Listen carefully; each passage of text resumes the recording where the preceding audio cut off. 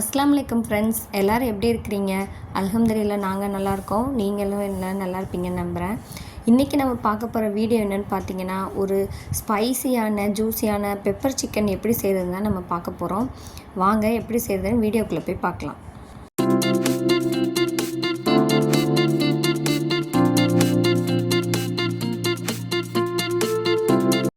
ஒரு பேன் அடுப்பில் வச்சுக்கலாம். காஞ்ச உடனே 3 டேபிள் ஸ்பூன் எண்ணெய் வந்து சேர்த்துக்கலாம். ஒரு சின்ன துண்டு பட்டை, ஒரு ஏலக்காய் சேர்த்துக்கலாம். அதோடு பார்த்திங்கன்னா ஒரு 4 காஞ்ச மிளகா கிள்ளி வந்து சேர்த்துக்கலாம். காரம் உங்களுக்கு எவ்வளோ தேவையோ அந்த மாதிரி சேர்த்துக்கோங்க. நாங்கள் வந்து ஒரு மீடியம் சைஸ் மிளகாவில் 4 மிளகா கிள்ளி சேர்த்துருக்கேன். பெரிய வெங்காயத்தில் மீடியம் சைஸில் 2 வெங்காயம் எடுத்து நீல வாக்கில் கட் பண்ணி இதே மாதிரி சேர்த்துக்கோங்க.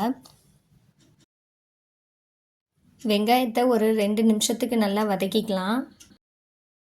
2 நிமிஷம் நல்லா வதங்கின பின்னாடி இஞ்சி பூண்டு பேஸ்ட் பார்த்திங்கன்னா 2 டேபிள் ஸ்பூன் அளவு சேர்க்கணும். இதையும் சேர்த்துட்டு கொஞ்சம் நம்ம அந்த பச்சை வாசனை போகிற அளவு வதக்கி விட்டுக்கலாம்.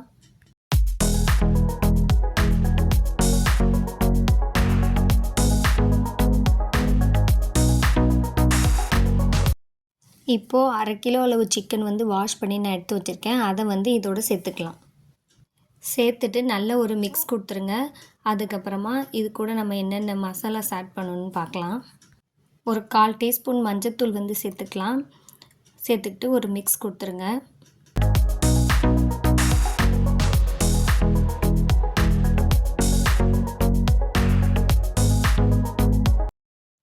இப்போ இது கூட நம்ம மிளகு, சீரகம், கசகசா சேர்த்து அரைச்ச மசாலா வந்து ஒரு மீடியம் சைஸ் ஸ்பூனில் 1 ஸ்பூன் வந்து சேர்த்துக்கலாம்.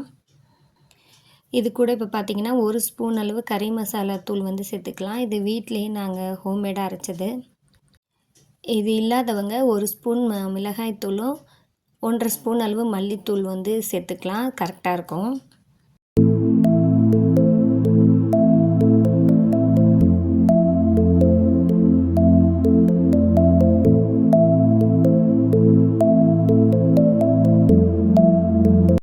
இப்போ இது கூட பார்த்திங்கன்னா பட்டை, ஏலக்காய், கிராம்பு சேர்த்து அரைச்ச கரம் மசாலா வந்து ஒரு மீடியம் சைஸ் ஸ்பூனில் 1/4 டீஸ்பூன் அளவு வந்து சேர்த்துக்கலாம். சேர்த்துட்டு நல்லா ஒரு மிக்ஸ் கொடுத்துருங்க. இப்போ நல்லா ஒரு மிக்ஸ் கொடுத்து கொஞ்சம் நல்லா வெந்து வரட்டும். நம்ம சேர்த்துருக்க சிக்கனோட கலர் மாதிரி ஒயிட் கலராக இது மாதிரி சேஞ்ச் ஆகணும். அந்தளவுக்கு கொஞ்சம் நல்லா மிக்ஸ் பண்ணி கொடுக்கணும். நம்ம மசாலாலாம் சேர்த்துருக்கோம் இல்லையா, அது எல்லா பக்கமும் ஈவனாக ஸ்ப்ரெட் ஆகிற மாதிரி நல்லா ஒரு தடவை மிக்ஸ் கொடுத்திங்கன்னா அந்த சிக்கன்லேயே தண்ணி விடும். அப்போ வந்து உங்களுக்கு அந்த கலர் மாதிரி கொஞ்சம் ஒயிட் கலராக சேஞ்ச் ஆகும். இந்த மாதிரி செய்யும்போது தான் நமக்கு டேஸ்ட்டு நல்லா கிடைக்கும். இப்போ இது கூட தேவையான அளவு வந்து தண்ணி சேர்த்து உப்பு சேர்த்துக்கலாம். தண்ணி வந்து நிறைய சேர்க்க வேணாம், ஒரு 1/4 செம்பளவு சேர்த்தா போதும். இப்போ இது கூட தேவையான அளவு உப்பு சேர்த்துக்கலாம். மூடி போட்டு ஒரு 15லேருந்து 20 மினிட்ஸ்க்கு வந்து நல்லா வேக விடலாம். அப்போ நமக்கு நல்லா வெந்து வரும்.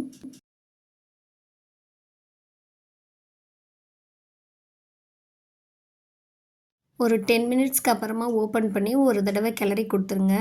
அப்போ நமக்கு வந்து அடியில் பிடிக்காது, நல்லா கொஞ்சம் எல்லா பக்கமும் ஈவனாக வெந்து கிடைக்கும். அதுக்காக தான் ஒரு 10 மினிட்ஸ்க்கு அப்புறம் ஓப்பன் பண்ணி கிளறி விடணும். 15 மினிட்ஸ்க்கு அப்புறம் பார்த்தா நம்மளோட கிரேவி வந்து கொஞ்சம் தண்ணிலாம் வற்றி நமக்கு கொஞ்சம் கெட்டியாக கிடச்சிருக்கு. இப்போ இது கூட பார்த்திங்கன்னா நம்ம பெப்பர் வந்து சேர்த்துக்கலாம். பெப்பர் வந்து பார்த்திங்கன்னா ஒரு 3 ஸ்பூன் அளவு வந்து சேர்த்துக்கலாம். நாங்கள் வந்து 3 ஸ்பூன் சேர்த்துருக்கோம். உங்களுக்கு எவ்வளோ காரம் வேணுமோ அதுக்கு தகுந்த மாதிரி சேர்த்துக்கோங்க.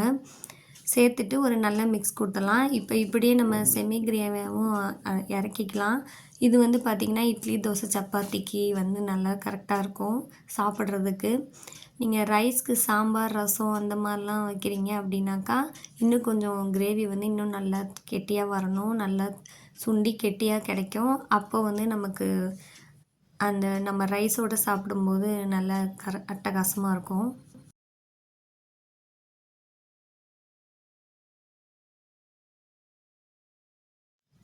இப்போ பார்த்தீங்கன்னா தண்ணிலாம் நல்லா வற்றிட்டு எண்ணெய் பிரிஞ்சு வந்திருக்கு. இப்போ கொஞ்சம் நல்லாவே சுண்டிடுச்சு.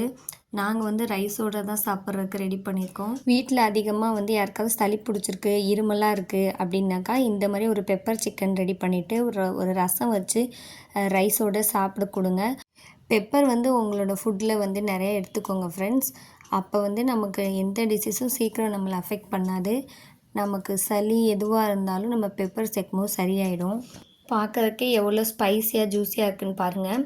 நீங்களும் இது மாதிரி வீட்டில் ட்ரை பண்ணி பாருங்கள். நம்ம குஸ்கா, புலாவ் ரைஸ் எல்லாத்துக்குமே இது சூட் ஆகும்.